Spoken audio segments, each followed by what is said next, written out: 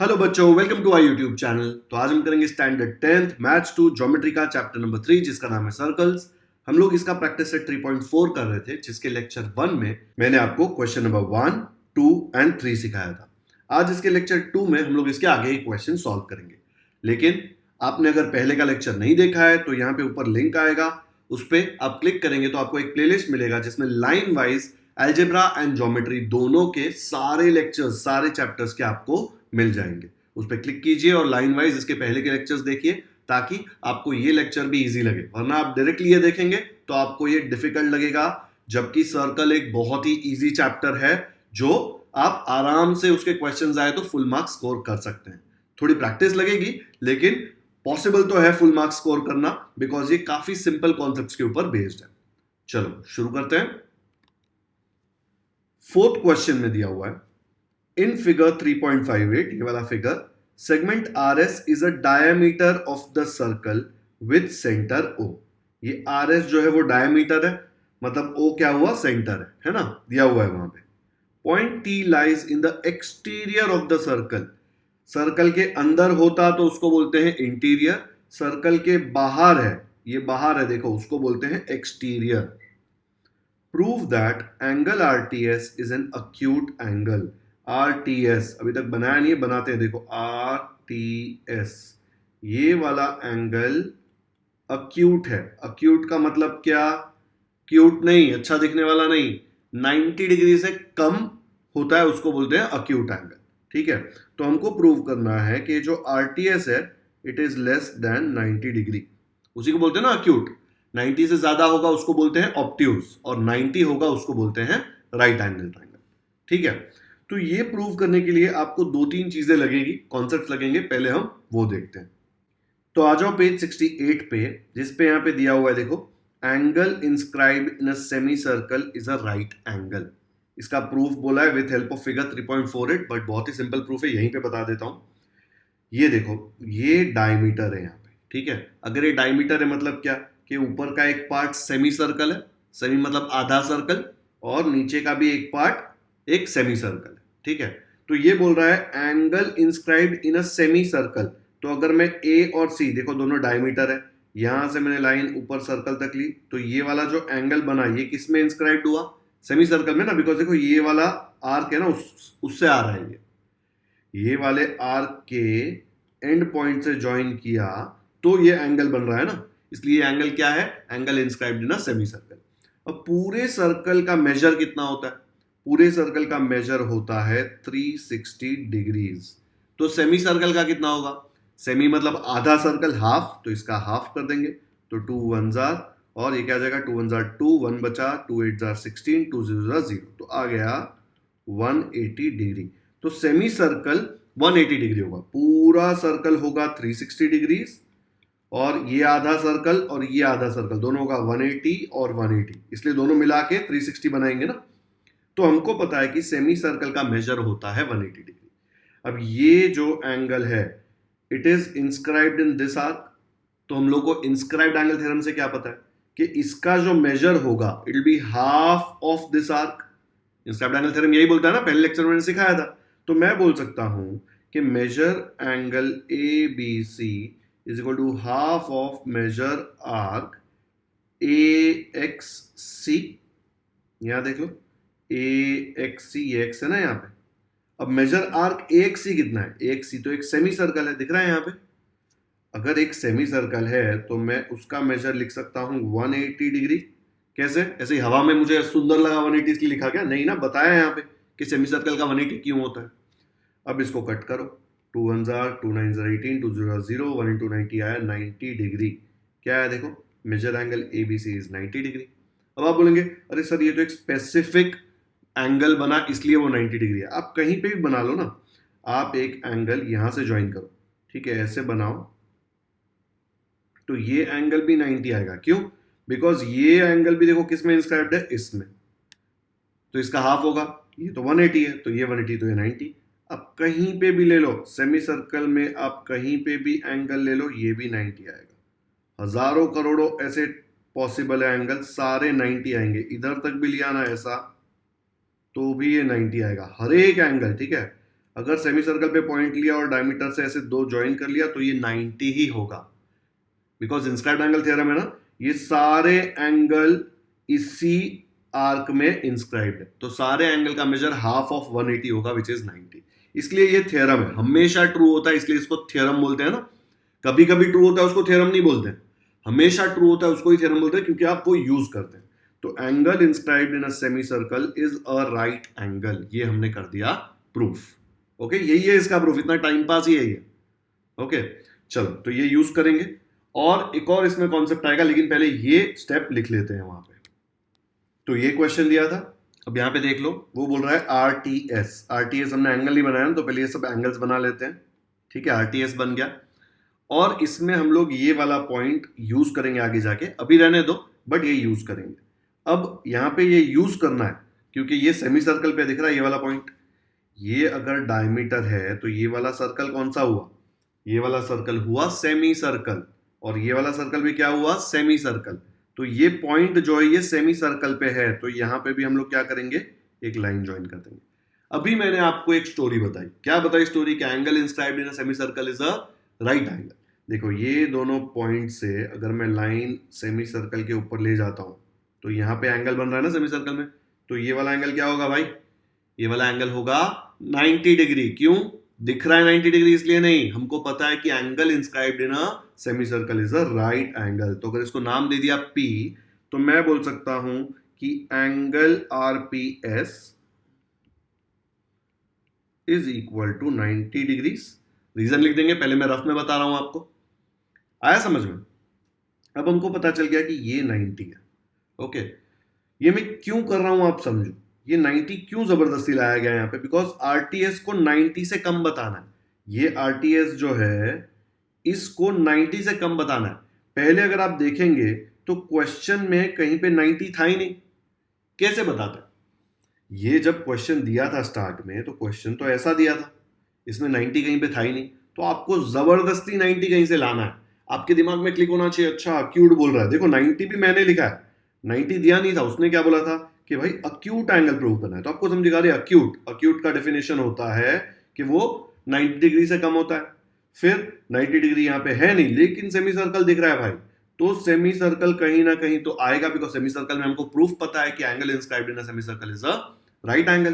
तो हम जबरदस्ती ये लेकर आएंगे और ये आरपीएस को प्रूव कर देंगे कि वो 90 डिग्री है। ठीक है, तो यहां पे ये 90 हो गया। अब काम खत्म नहीं हुआ, अब इसको और इसको आपको जोड़ना है, इनका रिश्ता निकालना है, शादी मत कर देना इनकी, इनके बीच में एक रिश्ता है वो आपको बताना है। बट हमने एक्सटीरियर एंगल थ्योरम करके बचपन में कुछ सीखा था, 8-9 में सीखा था, वो यूज करके हम एकदम आराम से कर सकते हैं। यहाँ पे बहुत कॉम्प्लिकेटेड दिखता है, इसलिए मैं आपको एक अलग से पेज पे बता रहा हूँ कि एक्सटीरियर एंगल थ्योरम होता क्या, पूरा रिवाइज कर लेते हैं, बिकॉज काफी टाइम हो गया पढ़ के। मुझे पता है आधे से ज्यादा लोगों को एक्सटीरियर एंगल थ्योरम सुन के लगा होगा ये कब पढ़ा था, ये तो कभी पढ़ा ही नहीं है सर, कुछ भी बोल रहे हैं। पढ़ा है आपने, मुझे पता है। ठीक है, चलो देखते हैं, रफ में सॉल्व करते हैं। बेसिक से सिखा रहा हूं इसलिए थोड़ा टाइम लगेगा, लेकिन आपको कॉन्सेप्ट एकदम अच्छे से समझ में आ जाएगा, कभी बाय हार्ट नहीं करना पड़ेगा।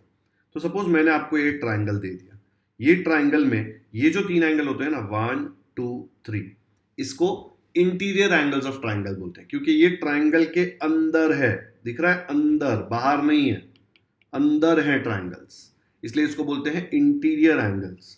लेकिन अगर मैं ये वाली लाइन ऐसे एक्सटेंड कर दूं, तो ये जो एंगल बनाना इसको बोलते हैं एक्सटीरियर एंगल।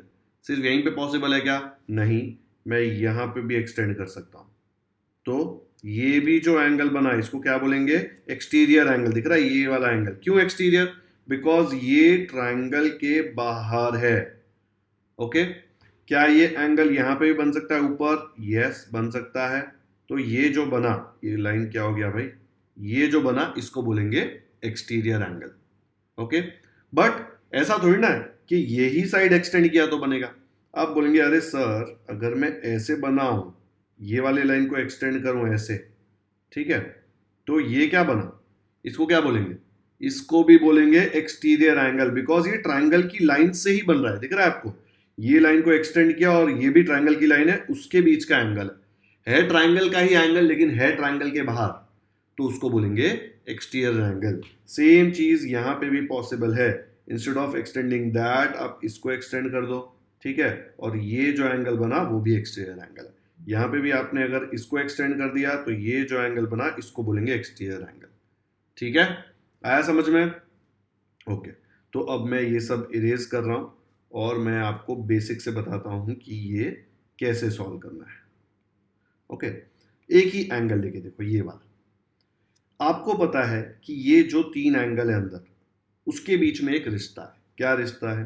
लेट्स से मैं इसको नाम देता हूँ, नंबर्स दूं क्या, स्मॉल ए बी सी देता हूँ ना, वेरिएबल देता हूँ तो बच्चों को थोड़ा टेंशन आता है, तो मैं नंबर दे रहा हूँ, कंफ्यूज मत हो ना। लेट्स से ये 1 है, ये 2 है, ये 3 है और ये 4 है। एंगल के नाम है, वैल्यू नहीं है, ऐसा मत सोचो कि 1 डिग्री का एंगल है, ठीक है। अब मुझे पता है कि ये 3 एंगल को मैं ऐड करूं, 1 + 2 + 3, हीरो बन के बोलना मत 1 + 2 + 3 = 6। अरे एंगल के नाम है यार, एक्स वाई जेड लिखता हूं ना तो बच्चे एक्स वाई जेड वेरिएबल देख के डर जाते हैं। तो 1 + 2 + 3 तीनों एंगल को ऐड करूंगा तो 180 डिग्री आना चाहिए ना। Sum of all angles of a triangle is 180 degree. फिर ये सबको भूल जाओ, ये एक स्ट्रेट लाइन है, ये स्ट्रेट लाइन पे ये लाइन बना के 2 एंगल बन रहे हैं, तो ये दोनों एंगल क्या है भाई? भाई भाई ये लीनियर पेयर। लीनियर पेयर में रिश्ता क्या होता है? ये दोनों को मिला के एक स्ट्रेट लाइन बन रहा है, 3 और 4 को मिला के, तो 3 + 4 कितना है भाई? 3 + 4 है 180 डिग्रीज। अब ये दोनों का वैल्यू 180 है, मतलब ये दोनों एक दूसरे को इक्वल है, तो मैं बोल सकता हूँ 1 + 2 + 3 = 3 + 4। हीरो बन के बोलना मत वापस के 6 और यहाँ पे 7 आ रहा है, सर तो बोल रहे हैं 6 = 7। ये नंबर्स सिर्फ उनकी वैल्यूज है, instead of X Y Z W मैंने नंबर्स ले लिया, ठीक है, कंफ्यूज मत होना। तो इधर है ये वाला वैल्यू 3 और 3 दोनों तरफ कट हो जाएगा, तो मुझे मिलेगा 1 + 2 = 4। 1 2 का 4 गाना यहीं से आया था।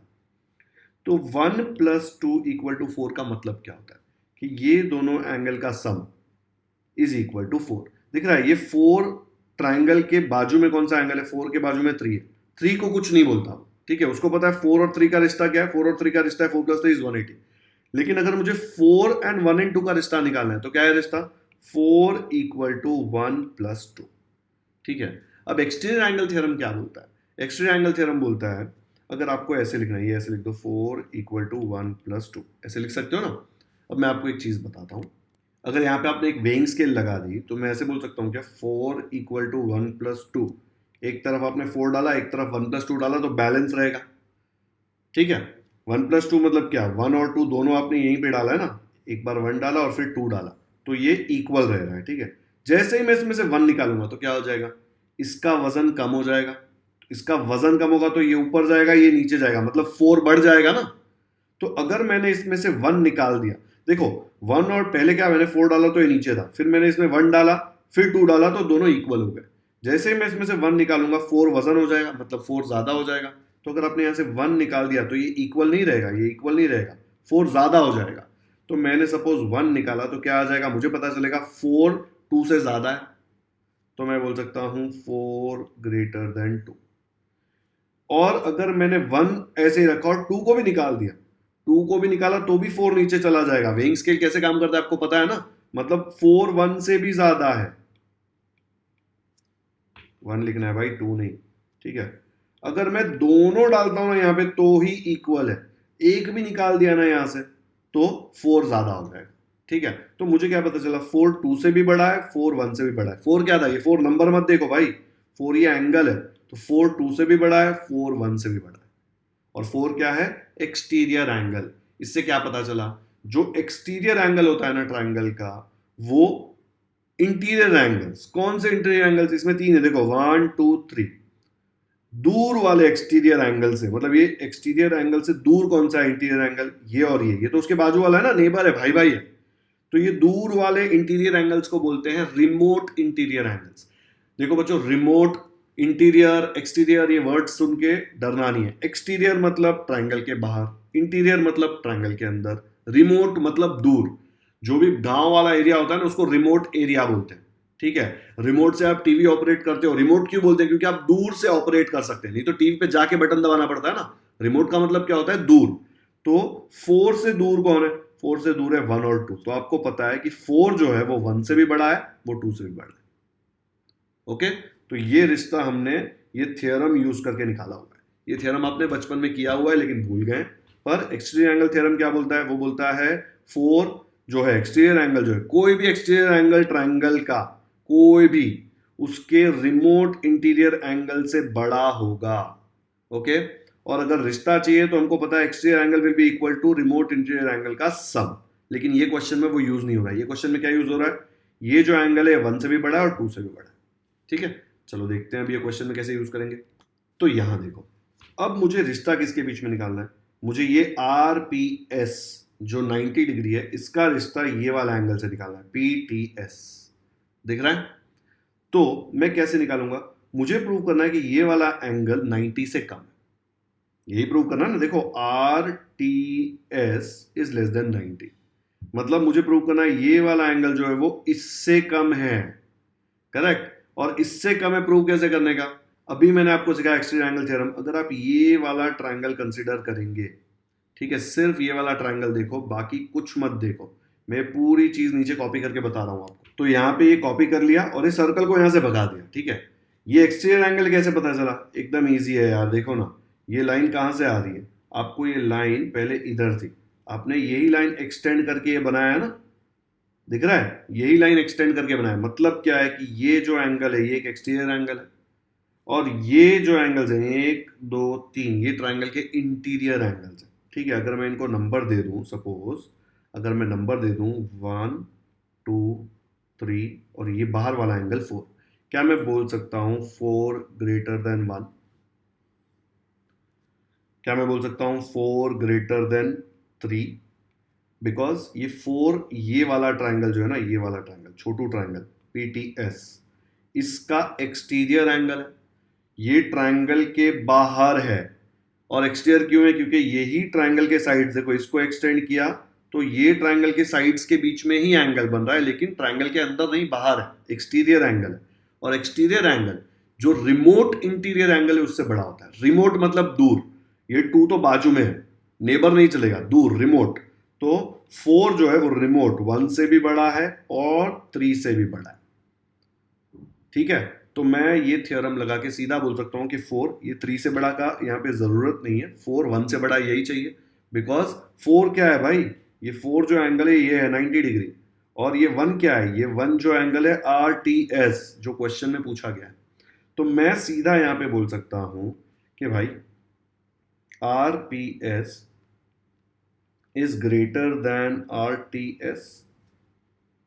थ्योरम का नाम है एक्सटीरियर एंगल थ्योरम। यहां पे ईट लिख रहा हूं, आप मत लिखना ईट, ये रफ है इसलिए बता रहा हूं। ठीक है, आप ईट लिखेंगे तो टीचर आपको खा जाएगी।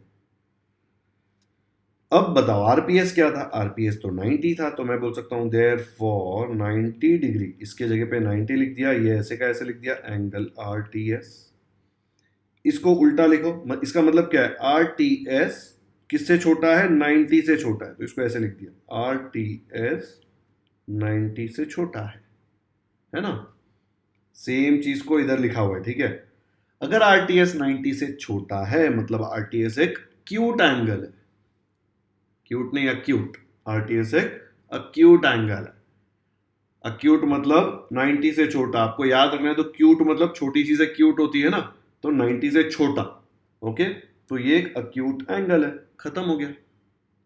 तो ये क्वेश्चन बहुत सिंपल था, लेकिन इसमें 2 थ्योरम्स यूज हुए, 2 रिजल्ट्स यूज हुए। पहले तो ये 90 कैसे लिखा?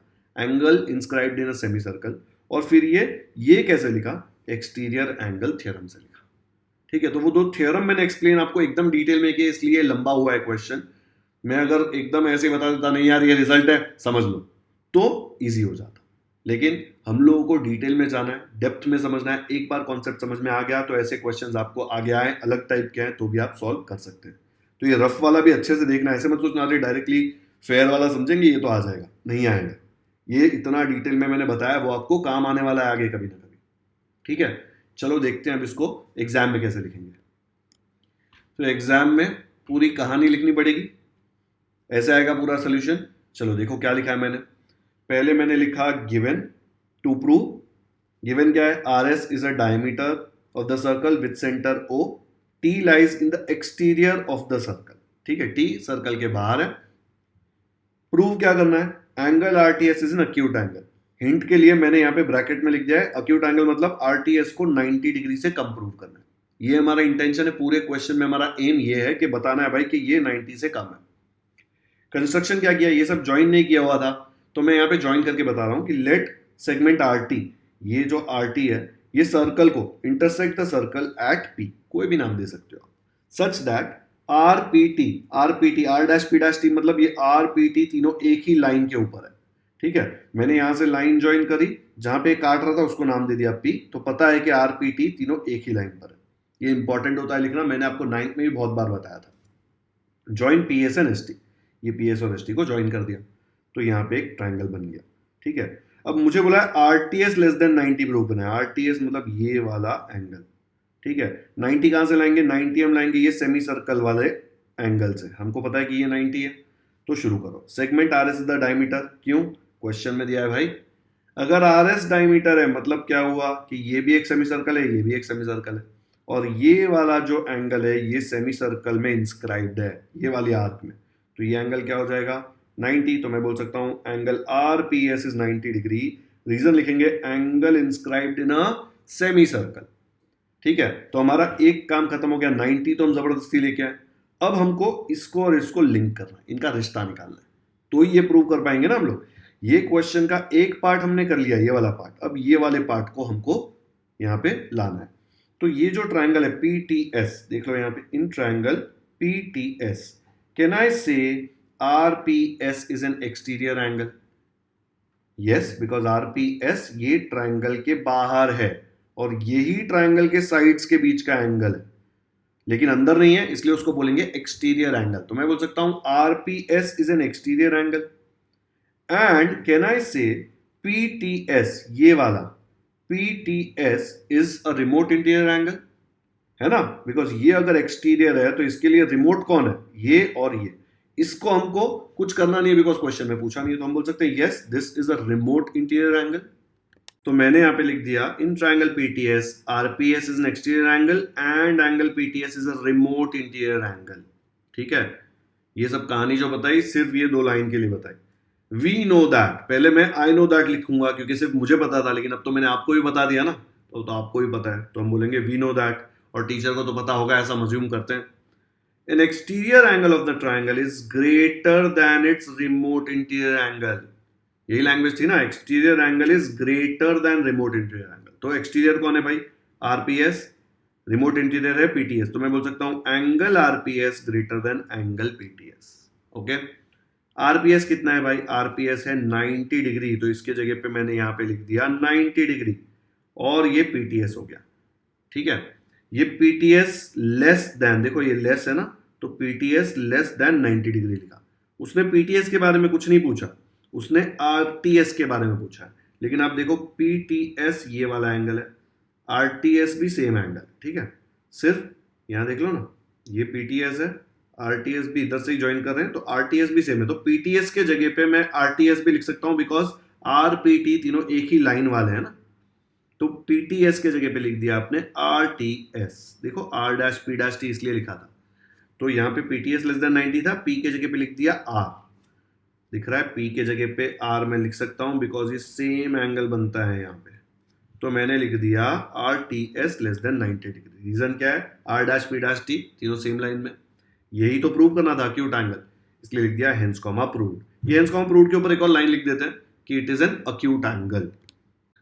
तो लेस देन 90 है, इसका मतलब आरटीएस क्या है, an acute angle, hence comma proved. हसीन शब्द, 3 वर्ड्स नहीं है, लेकिन हेंस कॉमा मैं हमेशा प्रोनाउंस करता हूं। पिंक कलर में क्यों लिखा है बताया ना।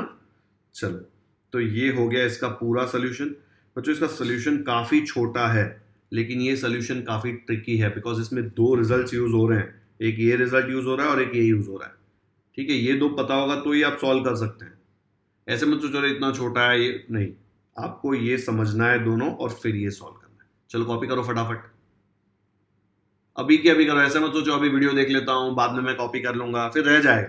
अभी वीडियो देखा है तो दिमाग में बैठा है, फिर आप जब कॉपी करेंगे तो हर एक लाइन हर एक वर्ड सोच समझ के लिखना है, सिर्फ ब्लाइंडली कॉपी नहीं करना है उल्लू के जैसा। नकल करते वक्त भी अकल की जरूरत होती है ना, तो आपको जब एक कॉपी कर रहे हो तब भी दिमाग लगा के एक एक वर्ड एक एक लाइन पे ध्यान देना है। चलो करो कॉपी फटाफट।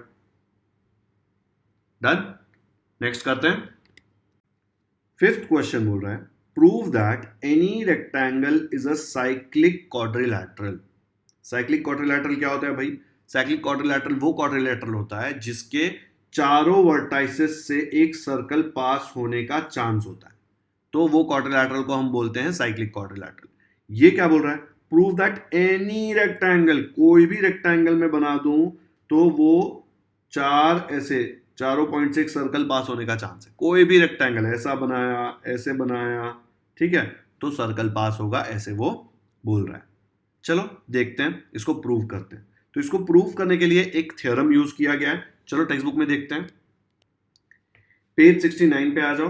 पेज 69 में दिया है converse of cyclic quadrilateral theorem. Cyclic quadrilateral theorem क्या था, उसके रिजल्ट्स हमने इसके पहले यूज कर लिए, ठीक है। Theorem of cyclic quadrilateral, opposite angles of cyclic quadrilateral are supplementary, ये हमने यूज किया था ना, इसके पहले के क्वेश्चन जो किए थे लेक्चर 1 में, उसमें यूज किया था। अभी कन्वर्स क्या बोलता है? कन्वर्स बोलता है उल्टा। साइक्लिक क्वाड्रिलैटरल का थ्योरम बोलता था अगर ऑपोजिट एंगल सप्लीमेंट्री होंगे, साइक्लिक क्वाड्रिलैटरल है तो ऑपोजिट एंगल सप्लीमेंट्री होंगे। उसका कन्वर्स क्या बोलेगा? अगर ऑपोजिट एंगल सप्लीमेंट्री है मतलब क्वाड्रिलैटरल साइक्लिक क्वाड्रिलैटरल है, ठीक है। अगर opposite angle supplementary, if a pair of opposite angles of a quadrilateral is supplementary then the quadrilateral is cyclic। तो कहीं पे भी आपको opposite angles of quadrilateral supplementary दिख गया तो आप सीधा बोल सकते हैं कि भाई तू साइक्लिक है। रीजन क्या देंगे? Converse of cyclic quadrilateral theorem. Theorem के सारे लेक्चर्स में अलग से अपलोड करूंगा, पहले हम लोग प्रैक्टिस सेट और प्रॉब्लम सेट्स खत्म करेंगे। तो यहां पे आप देखेंगे any rectangle is a cyclic quadrilateral, तो काफी टाइम पास हो गया। हमको पता है कि रेक्टेंगल के चारों एंगल 90 डिग्री होते हैं। ये दोनों को ऐड करूंगा तो 180 आएगा, 90 प्लस 90, तो ऑपोजिट एंगल्स क्या हो गए? सप्लीमेंट्री। यहां पे भी ये दोनों को ऐड करूंगा तो ऑपोजिट एंगल्स क्या हो गए? सप्लीमेंट्री। अगर ऑपोजिट एंगल सप्लीमेंट्री तो क्वाड्रिलैटरल को क्या बोलेंगे? भाई तू साइक्लिक है, ठीक है, खत्म हो गया। ऐसे मत लिख के आना तू साइक्लिक है, नहीं तो मस्त ऐसा वाला जीरो मिलेगा, ठीक है। तो इसको सोल्यूशन कैसे लिखेंगे देखो एक बार। इतना चिंटू सा सोल्यूशन है इसका।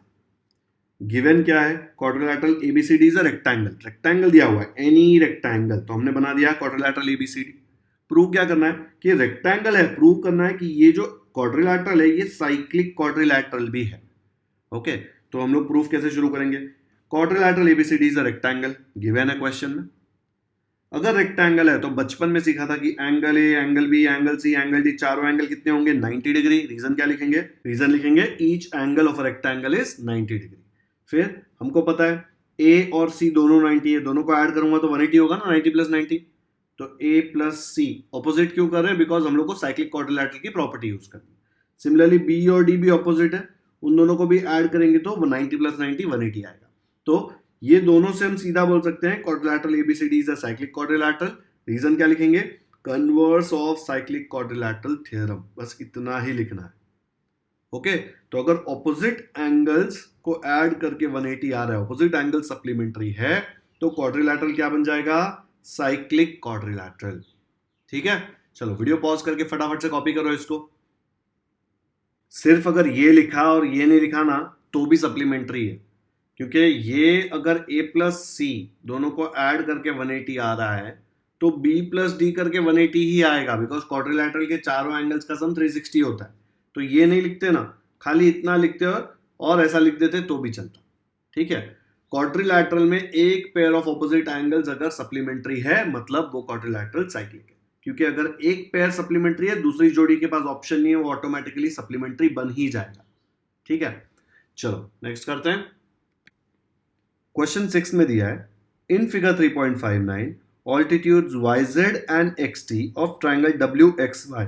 ये ट्राइंगल दिख रहा है WXY, इसमें कौन सी ऑल्टीट्यूड्स है? उसको काफी लोग एल्टीट्यूड्स भी बोलते हैं, तो एल्टीट्यूड्स बोल लो। ठीक है, तो क्या कर रहे हैं? एल्टीट्यूड्स YZ, ये Y से लेके Z तक की एल्टीट्यूड, XT ये X से लेके T। एल्टीट्यूड का डेफिनेशन क्या होता है? वर्टेक्स से लेके ऑपोजिट साइड पे परपेंडिकुलर। ठीक है, ये 90 डिग्री होता है एल्टीट्यूड में, दिया हुआ है फिगर में। इंटरसेक्टेड P, ये एक दूसरे को P पे मिल रहे हैं। Prove that quadrilateral WZPT is cyclic. WZPT ये साइक्लिक है। साइक्लिक मतलब ये चारों के थ्रू एक कोई सर्कल पास करेगा। ठीक है, ये प्रूव करना है हमको। अब मुझे बताओ, अगर मुझे प्रूव करना है तो सिर्फ मैं ऑपोजिट एंगल सप्लीमेंट्री प्रूव करूंगा तो मेरा काम हो जाएगा। तो पहले मैं आपको रफ में करके बताता हूं। देखो यहाँ पे ये 90 दिख रहा है, यहाँ पे क्लियर क्वेश्चन में दिया हुआ है। अगर ये 90, ये तो स्ट्रेट लाइन है, तो ये भी 90 होगा ना। देखो ना, ये परपेंडिकुलर है तो ये दोनों एंगल 90 होता है। ये भी 90, ये भी 90, तो मुझे पता है कि ये 90 है। सिमिलरली ये वाला भी इसको परपेंडिकुलर एल्टीट्यूड है, तो ये भी 90। अब सिर्फ डब्ल्यू जेड पी टी देखो। ठीक है, डब्ल्यू जेड पी टी, और कुछ मत देखो, बाकी सब कुछ इग्नोर करना है। ओके, बाकी सब कुछ इग्नोर करना है, सिर्फ ये क्वाड्रिलैटरल दिखना है डब्ल्यू जेड पी टी। इसमें ऑपोजिट देखो, जेड और टी दोनों ऑपोजिट है, दिख रहा है, दोनों ऑपोजिट है ना। ये अलग से क्वाड्रिलैटरल नीचे बना के बताता हूं। देखो यहाँ पे ये डिलीट कर दिया, तो सिर्फ ये क्वाड्रिलैटरल बचा है। यहाँ पे ये क्वाड्रिलैटरल में ये W है, ये Z है, ये P है और ये T है। एंगल Z और एंगल T को ऐड करूंगा तो क्या आएगा, 90 प्लस 90 180। अगर ऑपोजिट एंगल सप्लीमेंट्री है तो मैं क्या बोल सकता हूं कि WZPT क्या है, एक cyclic quadrilateral, converse of cyclic quadrilateral theorem. इसके पहले वाले क्वेश्चन में भी किया था, तो फर्स्ट क्वेश्चन तो पपलू एकदम इजी हो गया। अब नेक्स्ट क्वेश्चन में एक नया word, points x z t y are concyclic. Concyclic का मतलब क्या होता है, जो भी क्वाड्रिलैटरल साइक्लिक होता है ना, जैसे यहाँ पे देखो ये क्वाड्रिलैटरल साइक्लिक है, तो ये जो पॉइंट्स है ना, क्वाड्रिलैटरल साइक्लिक है तो पॉइंट्स कॉन साइक्लिक होते हैं। ठीक है, उसको कॉन साइक्लिक बोलते हैं, उसको भी साइक्लिक नहीं बोलेंगे। दोनों को सेम नाम दिया तो बुलाएंगे कैसे, ये साइक्लिक इधर आ तो क्वाड्रिलैटरल आएगा, एक कॉन साइक्लिक इधर आ तो पॉइंट्स आएंगे। ठीक है, तो पॉइंट्स को कॉन साइक्लिक बोलते हैं। तो पॉइंट्स कब होंगे कॉन साइक्लिक, इसके लिए आ जाओ पेज नंबर 70 पे। इस पे एक रिजल्ट दिया हुआ है, if 2 points on a given line. ठीक है, ये थोड़ा लंबा है इसलिए समझो मैं जो बोल रहा हूं वो। If 2 points on a given line, ये लाइन गिवन है, इसके ऊपर 2 पॉइंट्स है A and D, subtend equal angles at 2 distinct points. ऊपर हवा में एक पॉइंट बी लिया और एक पॉइंट सी लिया, ए और डी से यहां पे ये वाला एंगल सबटेंड हुआ, ए और डी से सी पे ये वाला एंगल सबटेंड हुआ। दो एंगल सबटेंड हुए, ये दो एंगल कैसे हैं, इक्वल हैं। ठीक है, ये वाला एंगल और ये वाला एंगल जो दोनों इसने सब एडी ने सबटेंड किए। देखो, अगर यहाँ पे एक और पॉइंट होता तो ऐसा सबटेंड होता ना, फिर यहाँ पे होता तो ऐसा सबटेंड होता, तो ऐसे सबटेंड होता है ये वाला एंगल, ये वाला एंगल। तो ये दो एंगल कैसे, ये दोनों angle equal, which lie on the same side of the line. ये लाइन के देखो दोनों यही साइड पे, ऐसा नहीं कि एक एंगल ये साइड पे एक एंगल ये साइड पे। ऐसे हो सकता था सी इधर नहीं और सी इधर होता तो यहाँ पे होता और ये दोनों इक्वल है, ऐसा नहीं चलेगा, सेम साइड पे होना चाहिए। तो ये दोनों एंगल देखो, दोनों इसके ऊपर है, ऐसा नहीं कि एक ऊपर एक नीचे, एक लेफ्ट में एक राइट में, लाइन के ऊपर है और एक लाइन के नीचे। Then the 4 points are concyclic, सीधा रिजल्ट है। ठीक है, if 2 points on a given line, ये लाइन पे दो गिवन पॉइंट्स हैं, सबटेंड इक्वल एंगल्स, यहां पे देखो दोनों सबटेंड इक्वल एंगल्स, कहां पे, 2 डिस्टिंक्ट पॉइंट्स, दो अलग अलग, डिस्टिंक्ट मतलब अलग points, which lie on the same side of the line, line के एक ही साइड पे। Then the 4 points 1 2 3 4 are concyclic. Okay, ये जो रीजन है, ये रीजन आपको एकदम अच्छे से 4-5 बार लिखना पड़ेगा, लेकिन स्टेप वाइज ब्रेक करने का। If 2 points on a given line, ठीक है, एक step, subtend equal angles at 2 distinct points which lie on the same side of the line, then the 4 points are concyclic. ऐसे याद करना पड़ेगा। ठीक है, if 2 points on a given line, एक part, subtend equal angles at 2 distinct points, दूसरा part, which lie on the same side of the line, तीसरा part, then the 4 points are concyclic. ऐसे याद करोगे तो याद हो जाएगा। ठीक है, तो ये वाला रिजल्ट यूज करते हैं। यहां देखो ये लाइन है एक्स वाई, Z और T को देखो सिर्फ। ठीक है, Z पे कौन सा एंगल सबटेंड हो रहा है, ये वाला, और T पे ये वाला एंगल सबटेंड हो रहा है। दोनों 90 है, मतलब दोनों इक्वल है। अगर दोनों इक्वल है तो मैं बोल सकता हूं एक्स जेड टी वाई कौन से पॉइंट्स है, कौन साइक्लिक। अगर आपको चाहिए तो ये वाला फिगर मैं यहाँ पे अलग से बनाता हूँ, देखो कैसे आएगा। तो ये वाला जो पार्ट है ना इतना सा, ये मैं देखो यहाँ पे अलग से बनाया हुआ है। एक्स जेड, फिर वाई, फिर एक्स टी वाई। ओके, अब ये वाला और ये अच्छे से देखो। If 2 points on a given line, ये लाइन है, इस पे 2 पॉइंट है X and Y, subtend equal angles at 2 distinct points.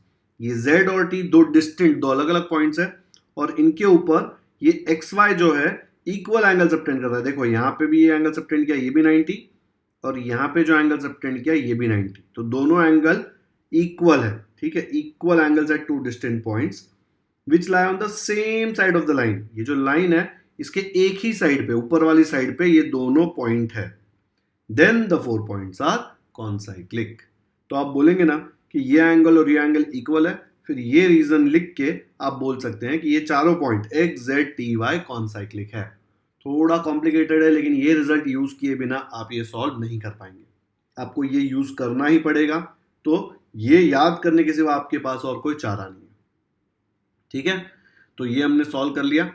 दोनों जगह ये 90-90 यूज किया हुआ है। ठीक है, पहले वाले में 90-90 यूज किया, 90 + 90 180 कर लिया। दूसरे वाले में कॉन्साइक्लिक प्रूव करने के लिए क्वाड्रिलैटरल तो नहीं बन रहा था, लेकिन एक थ्योरम हमारे काम आ गया, ये वाला। पेयर में कैसे लिखेंगे देखो,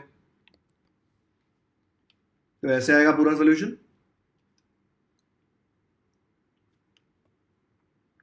देखो एक बार, तो यहां पे गिवन में क्या दिया है, Y Z perpendicular X W. देखो वाई जेड एक्स डब्ल्यू को परपेंडिकुलर है, X T perpendicular Y W, X T Y W को परपेंडिकुलर है, मतलब 90 degree. X dash P dash T मतलब ये तीनों एक लाइन में, Y dash P dash Z मतलब ये तीनों एक लाइन में। ये यहाँ पे नहीं लिखेंगे ना तो भी चलेगा, क्योंकि इसकी जरूरत नहीं पड़ेगी। प्रूव क्या करना है, quadrilateral W Z P T is cyclic, W Z P T cyclic है। ठीक है, तो पहले ये प्रूव करते हैं, बाद में आगे का देखते हैं। Segment Y Z perpendicular X W, question में दिया था गिवन, अगर वाई जेड एक्स डब्ल्यू को परपेंडिकुलर है तो ये एंगल कितना होगा, ये एंगल पी जेड डब्ल्यू, ये वाला एंगल हो जाएगा 90। ठीक है, सिमिलरली ये वाला एंगल कितना होगा, पी टी डब्ल्यू, ये भी होगा 90। दोनों को 90-90 किया, अब दोनों को ऐड कर दिया, P Z W plus P T W किया तो क्या आएगा, 90 + 90 विच इज 180। तो पी जेड डब्ल्यू और पी टी डब्ल्यू दोनों ऑपोजिट एंगल्स है, दोनों को ऐड करके 180 आ रहा है। मतलब क्या कि W Z P T is a cyclic quadrilateral. Theorem क्या लिखेंगे, converse of cyclic quadrilateral theorem. कोई भी क्वाड्रिलैटरल में अगर ऑपोजिट एंगल्स को ऐड करके 180 आता है तो हम बोल सकते हैं कि वो क्वाड्रिलैटरल साइक्लिक क्वाड्रिलैटरल है। रीजन क्या लिखेंगे, converse of cyclic quadrilateral theorem. समझ लो लॉजिक क्या है। नेक्स्ट है X Z Y Y T X दोनों 90 है। देखो ये वाला एक्स जेड वाई और वाई टी एक्स, ये दोनों एंगल 90 है। गिवन है क्वेश्चन में, क्योंकि एल्टीट्यूड था ना, तो हम बोलेंगे points X and Y on line X Y subtend equal angles on the same side of line X Y. Point X and Y on line X Y subtend equal angles on the same side of line X Y. यहां पे और यहां पे दोनों जगह equal angle subtend किया हुआ है, तो हम बोल सकते हैं points X Z T Y are concyclic. Reason क्या लिखेंगे, if 2 points on a given line subtend equal angles at 2 distant points, दो अलग अलग points which lie on the same side of the line, then the 4 points are concyclic। ठीक है, तो ये आ जाएगा इसका सोल्यूशन। फटाफट से कॉपी करो, ये वाला पार्ट थोड़ा ट्रिकी है, ये रीजन आपको 4-5 बार 10 बार लिखोगे तब जाके याद होने वाला है, लेकिन पहले समझो लाइन में कैसे बन रहा है, फिर याद करो, ऐसे ही रट्टा मत मारना। डन।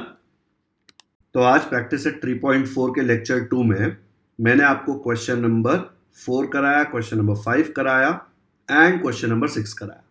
तो आज का लेक्चर यहीं पे खत्म करते हैं। अगर वीडियो पसंद आया तो लाइक तो कर ही सकते हो, सब्सक्राइब भी कर सकते हो चैनल को, ताकि आपको अपडेट्स मिलते रहें। और ऑलरेडी सब्सक्राइब कर दिया है तो थैंक यू, नहीं किया है तो क्यों वेट कर रहे हो, कर लो सब्सक्राइब। इतने डिटेल में आपको कोई नहीं सिखाने वाला। आप ये वीडियो का लिंक, ये चैनल का लिंक अपने फ्रेंड्स के साथ भी शेयर कर सकते हो, ताकि उनको भी ये चैप्टर समझ में आए, वो भी सेम मेथड से क्वेश्चन सॉल्व करें। ज्यादा से ज्यादा बच्चे सेम मेथड से सॉल्व करेंगे तो आपकी टीचर जो है ऐसा नहीं बोलेगी कि अरे गलत मेथड से किया है, मैं मार्क्स नहीं दूंगी। ठीक है, आपको मार्क्स मिलेंगे और आपके फ्रेंड्स को भी मार्क्स मिलेंगे। वीडियो यहीं पे खत्म करते हैं। Thank you so much for watching this video.